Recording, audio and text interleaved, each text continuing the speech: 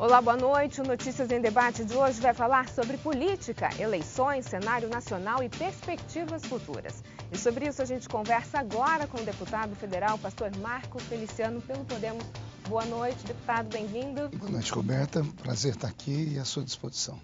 Vamos falar então um pouquinho sobre o que a gente tem vivido nos últimos dias. Ontem, o UOL citou que a Polícia Federal solicitou a quebra do sigilo telefônico do presidente da República, Michel Temer, também do ministro da Casa Civil, Eliseu Padilha, e de Minas e Energia, Moreira Franco, ao Supremo Tribunal Federal. O pedido foi no âmbito do inquérito para apurar as revelações de delatores do Odebrecht sobre o repasse de 10 milhões para o grupo político do presidente. Como é que o senhor avalia os escândalos envolvendo Michel Temer? É lamentável, né? A nossa democracia ela está abalada, infelizmente. Nós já tivemos um presidente impeachmentado e o vice que caminhou ao lado dele por anos não ia ficar de fora disso. Então, isso para o Brasil não é bom, principalmente no momento em que a gente vive, né? Mas é necessário, o Brasil tem que ser passado a limpo, a corrupção tem que ser tratada e o Brasil precisa de cura. Na época do impeachment da Dilma, o senhor apoiou, de certa forma, Michel Temer. Esse apoio continua hoje? Bom, na verdade, eu apoiei o impeachment, né? E o impeachment, de alguma forma, beneficiou Michel Temer. Eu não tenho, assim, uma avaliação nós não tínhamos uma avaliação do impacto disso na vida do presidente. A gente não sabia que o presidente estava tão enrolado assim. A gente sabia que ele não era inocente, né? Só que na política, no cenário em que nós vivíamos e ainda vivemos, é o seguinte: não tem melhor e pior, né? É o ruim e o pior. Você tem que escolher entre o ruim e o pior. O que temos é ele.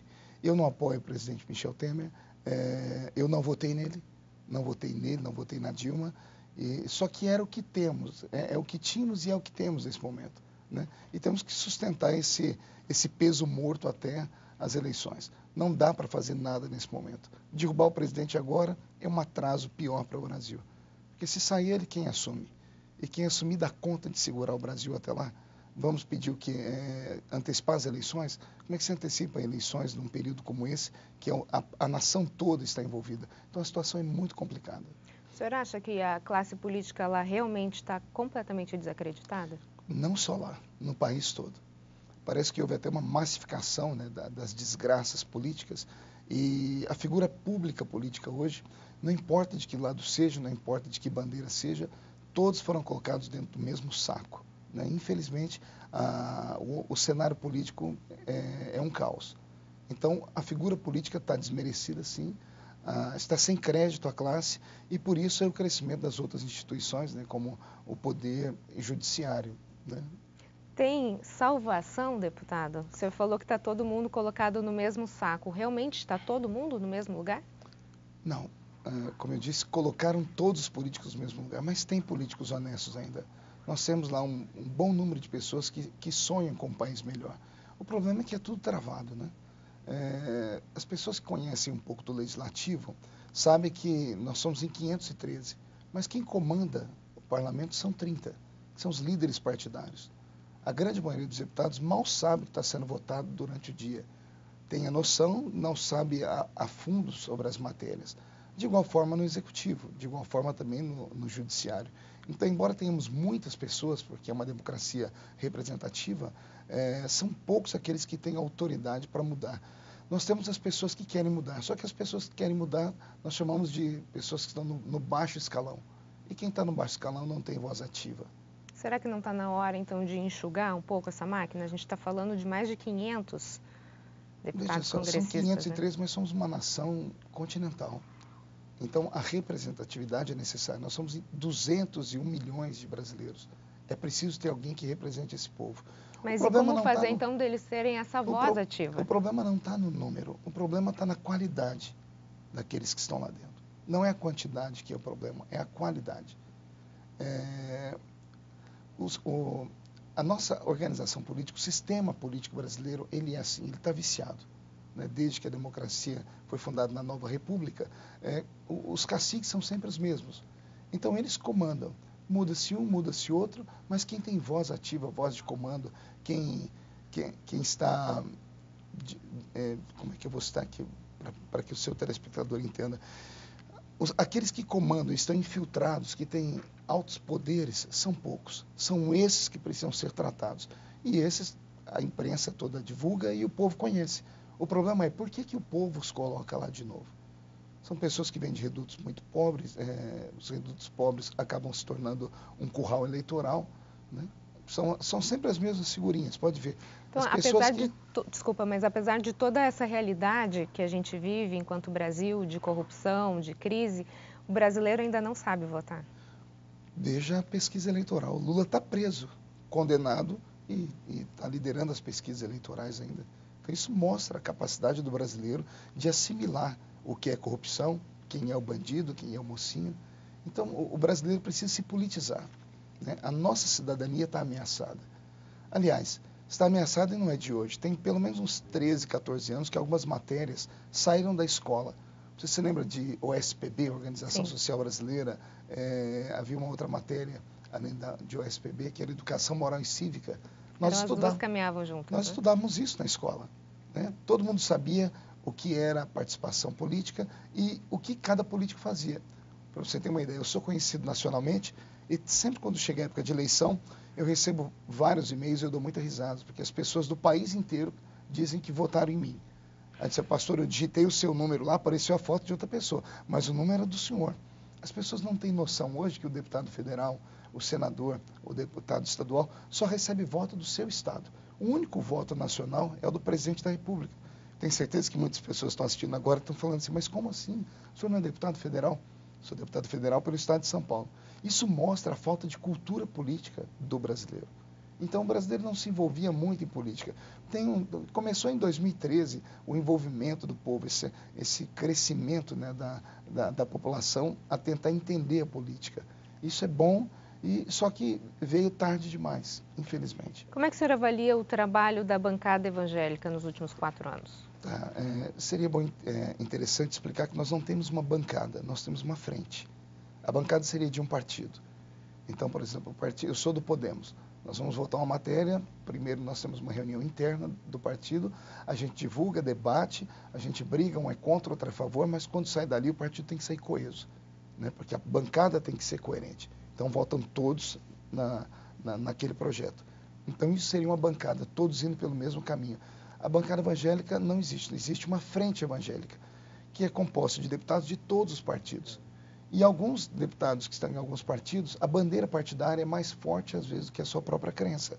Por exemplo, nós temos deputados evangélicos no PT.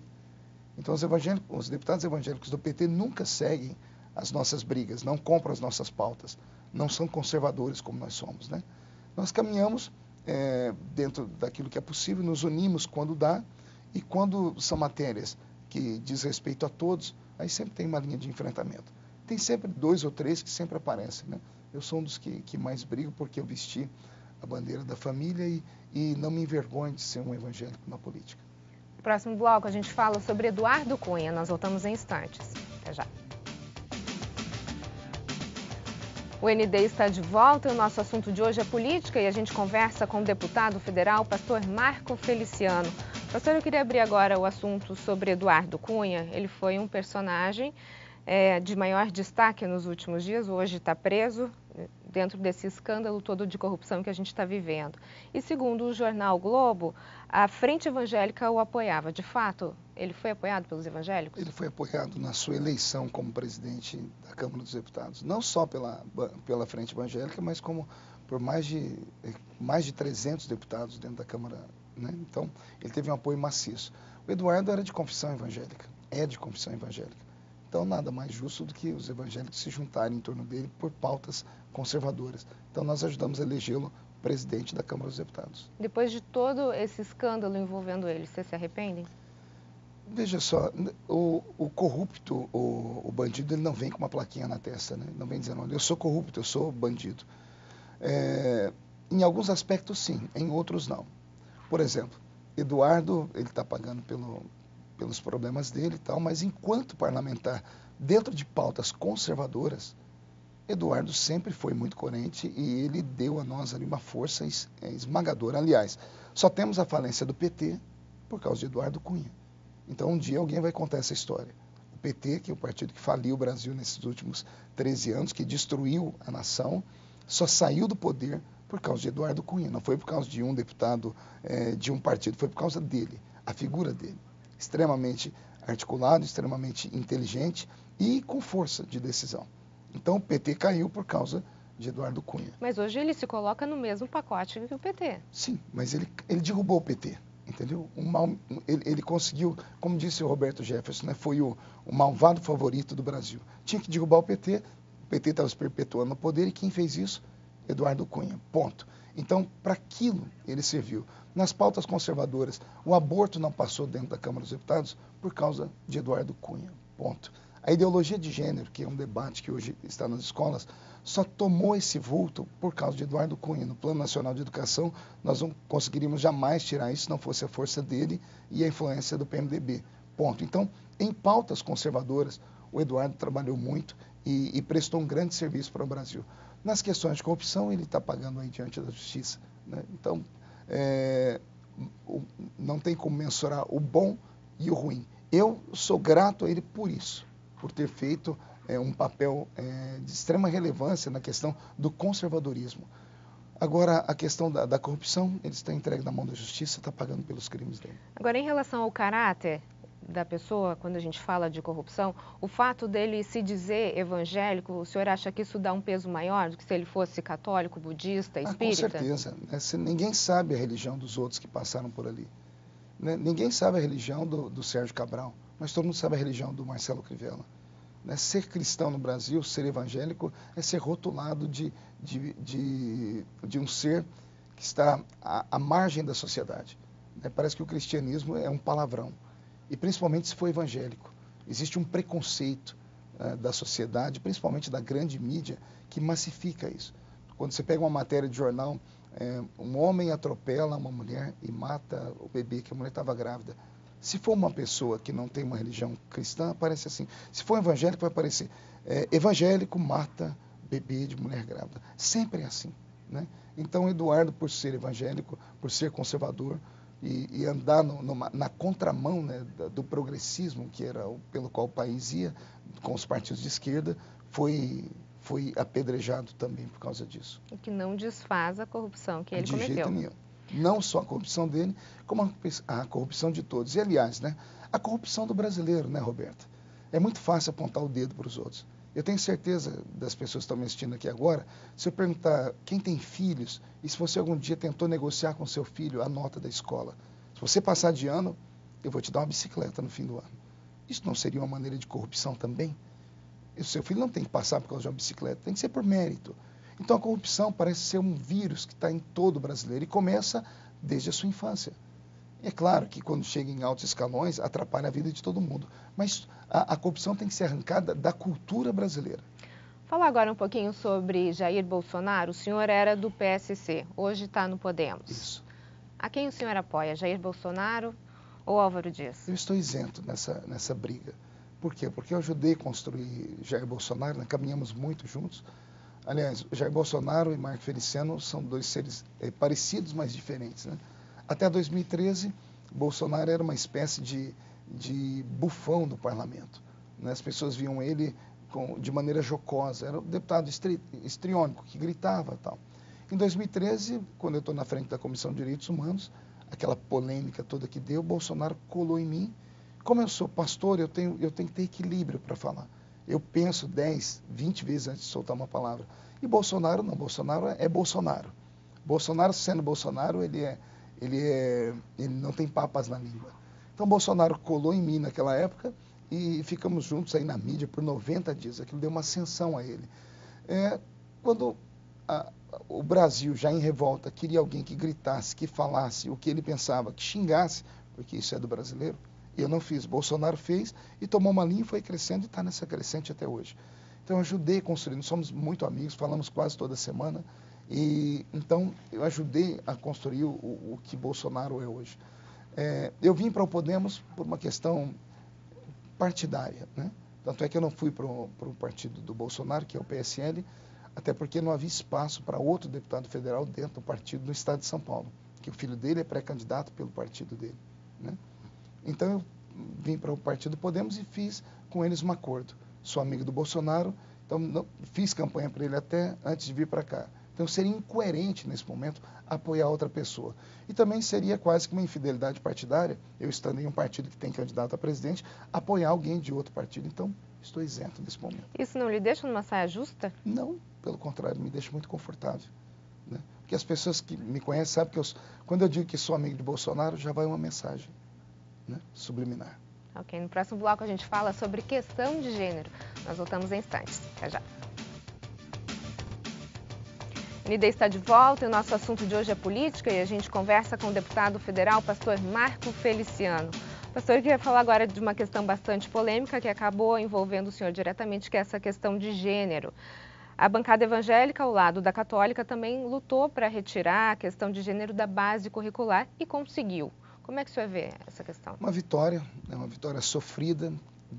Não era necessária essa briga com a Base Nacional Comum Curricular, até porque quem dá as diretrizes é o PNE, Plano Nacional de Educação. Como eu disse no bloco anterior, no Plano Nacional de Educação, nós conseguimos arrancar a ideologia de gênero de dentro do plano. Como a esquerda é muito infiltrada na área de educação, vendo que perderam no Congresso Nacional, levaram para as esferas estaduais, para as Assembleias Legislativas. Fizemos um trabalho de massificação também em todo o país, vencemos nas Assembleias Legislativas, não se conformaram, levaram para o Plano Municipal de Educação, vencemos na grande maioria das cidades, não se dando conta disso, ou não aceitando a derrota, eles colocaram dentro da Base Nacional Comum Curricular, e aí foi um parto. Foi um parto porque nem o próprio ministro da Educação, Mendonça Filho, não conseguia mover o pessoal que cuida dessa questão. Né? São conselhos esparramados pelo país inteiro, criados pelo PT, é como se fosse um parlamento paralelo, mais ou menos o que Maduro fez na Venezuela. Né? É isso que nós chamamos de bolivarianismo. Então foi muito difícil, mas isso é bom, pelo menos por um tempo, né? A gente não sabe até quando, porque tem muitos professores dentro de sala de aula que não respeitam nem isso, são ideológicos e continuam ensinando. E você que é mãe, você que é pai, por favor, tenha a atenção de ver o que seus filhos estão aprendendo na escola e se ferir aquilo que você ensina na sua casa, você tem todo o direito de procurar a direção da escola e reclamar. Se a direção da escola não resolver o problema, procure a atuação estadual de educação e faça denúncias. Nossos filhos têm que ser ensinados na escola. Escola ensina, quem educa é pai e mãe. Em questão de gênero, questão sexual, questão de fé, isso é foro íntimo. Isso está protegido pela Carta de Direitos Humanos que nós temos da América Latina, de São José de São Francisco, da qual o Brasil é signatário e tem que ser protegido. A nossa fé, a nossa questão íntima tem que ser protegida. Agora, como é que o senhor vê a questão dos adolescentes e até de adultos fazendo essa operação de mudança de sexo e o SUS apoiando essa questão? Bom, primeiramente, começa por aí, né? O Estado sendo pai, mais uma vez. O SUS que não consegue atender uma pessoa com qualquer outro tipo de enfermidade, uma pessoa que vai fazer um exame de coração ou um exame exame que for, leva-se de 3 meses a 3 anos para ser atendida. Basta uma pessoa entrar na fila e falar assim, olha, eu quero mudar de sexo, essa pessoa é tratada em primeira instância com todo cuidado, com todo carinho, com apoio do governo e com muito dinheiro envolvido nisso. É ruim, isso para mim é um crime. Toda vez que você fala em mudança de sexo, você está falando em mutilação, porque não existe mudança de sexo. Sexo é um só. Existe uma mutilação. Uma mutilação que vai custar muito caro lá na frente depois. No Brasil já tem hoje um estudo que, inclusive, as pessoas não gostam de que esse estudo venha para as grandes mídias, que quase todas as pessoas que fizeram mutilação sofrem com depressão profunda, algumas chegam a tentar suicídio, então isso é muito perigoso. Tem tanta coisa mais séria para a gente ver, tem tanta coisa mais importante de se ver. Né? Então, para mim, a questão sexual tem que ser estudada ainda. Né? Eu sempre digo que isso é um fenômeno de comportamento. E cumpre ao profissional de saúde mental cuidar disso, um psicólogo, um psiquiatra, um psicanalista. Né? O senhor já foi taxado como homofóbico. O senhor é homofóbico? Não sou. Né? Olha, inclusive, Roberto, é interessante essa pergunta. O que é homofóbico? Você consegue mensurar o que é homofóbico? Se alguém souber explicar o que é homofobia, de repente a gente teria uma linha de raciocínio. Né? O que é homofobia? Se for violência contra gays, se for preconceito contra gays, eu acredito que Quem é o ser humano para ter um preconceito contra o outro? Quem é o ser humano que queira interferir na vida do outro? É claro que nós temos casos aí isolados, tem loucos em todos os lugares, mas a sociedade brasileira não é homofóbica. Agora eu tenho que ter a minha liberdade de pensamento. Penso, logo existo, foi o que disse o pensador. Se eu não posso expressar o que eu penso, se eu não posso dizer aquilo que eu sinto, eu deixo de ser um ser humano. Só que se você falar de qualquer pessoa no país, você passa batido. Fale de qualquer homossexual. Fale do Pablo Vittar aqui, para você ver o que acontece com a sua vida no dia seguinte. Então, é muito ruim essa situação que nós vivemos. Uma ditadura de minorias. Agora, por muito tempo se falou sobre a questão da cura gay. O senhor acredita nisso? Não tem cura para aquilo que não é doença. Nunca houve cura gay e nunca vai existir. Invenção da mídia, da grande mídia, invenção do movimento LGBT. Então, isso é um outro assunto que, infelizmente, cometeram um crime quando aquele projeto que levou esse nome foi derrotado. Porque era um projeto que trazia justiça. O Conselho Federal de Psicologia Brasileiro é o único do mundo que criou uma resolução que proíbe o profissional de saúde mental de tratar de pessoas que não se sintam bem com a sua sexualidade. Assim, parte delas. Se o cidadão é homem e ele se sente mulher, e ele vai ao psicólogo e diz, eu sou homem, mas me sinto mulher, e eu quero me descobrir mulher, o psicólogo pode apoiar ele. Mas se a pessoa diz assim, olha, eu sou homem, me sinto mulher, mas eu não quero isso, eu quero ser homem, o psicólogo brasileiro vai dizer assim para ele, infelizmente eu não posso te ajudar, porque se eu lhe ajudar, eu posso ser cassado amanhã, posso perder o meu direito de clinicar, porque é isso que diz a resolução que esse projeto iria barrar. Então, quando rotulam ele de cura gay, partiram para o vitimismo, virou chacota, virou brincadeira de mau gosto e acabou o projeto. O projeto não era meu, o projeto era do PSDB, eu não era o relator do projeto, eu era só o presidente de uma comissão que só tinha um projeto para votar, que era esse. E eu tinha que colocar o projeto em votação. Não tinha outra forma de conduzir a comissão. Deputado, a gente está no final do nosso programa, só queria tocar em mais um assunto, que é a questão que a gente passou recentemente pela greve dos caminhoneiros. Como é que o senhor avalia o posicionamento do governo em relação a tudo o que aconteceu 10 dias do Brasil parado? Pessoal, faltou habilidade ao governo, faltou pulso firme, para negociar de maneira justa com todo o Brasil, não apenas com os caminhoneiros. Os caminhoneiros, eu tenho que dar mão à palmatória, tenho que aplaudir a atitude deles. Foi legítima a greve deles, foi uma greve pacífica. Eles mostraram a força que tem, mostraram a que vieram, um grupo tão esquecido da sociedade e que, com a alta do diesel no nosso país, sofriam por demais. O governo teve inabilidade, por isso o Brasil começou a sofrer uma série de problemas, com falta de alimento, o aumento nas bombas de combustível. E nesse momento a gente vê o brasileiro se revelando, Roberto. O que o brasileiro fez? Aumentou todos os preços, ou seja, como um urubu em cima de uma carniça, vivendo em cima da miséria alheia. Infelizmente, Infelizmente. Deputado, muito obrigada pelas suas informações, pela sua participação. À sua disposição sempre. O ND fica por aqui. Uma ótima noite para você. Fica agora com o Jornal da Band. Até mais.